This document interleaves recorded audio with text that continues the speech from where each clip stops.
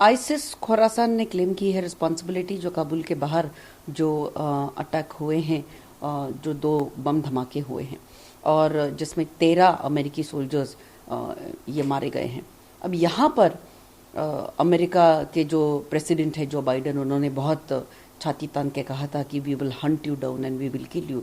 बिल्कुल सही बात कही थी उन्होंने। आज सुबह उसी बात के अनुसार उन्होंने ड्रोन्स भेजे हैं अमेरिकी की आर्मी के और वहां पर ड्रोन अटैक किया है आईसिस खोरासान में।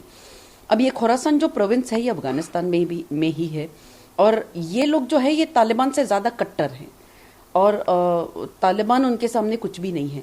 इनका बल्कि दुश्मन तालिबान है। इनके जो दुश्मन है वो पाकिस्तान है, तालिबान है और बाकी ईरान है और भारत है, ये सारे देश है।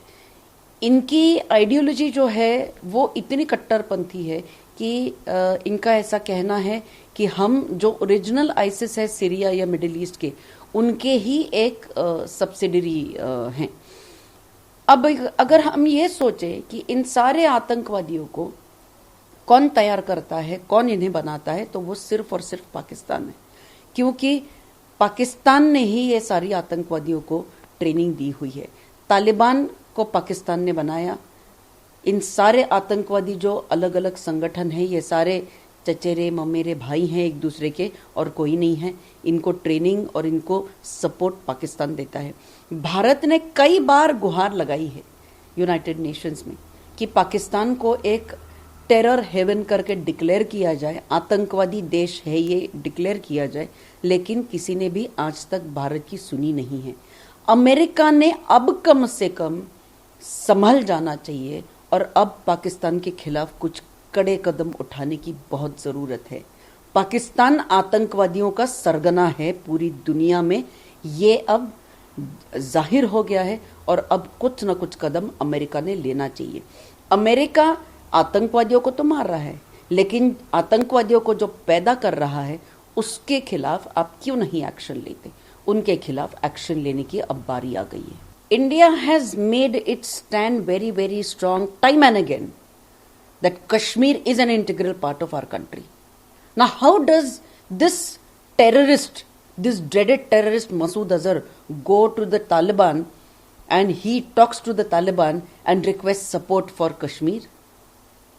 For what? There is no other design behind this than Pakistan. Pakistan is the only mastermind behind all this.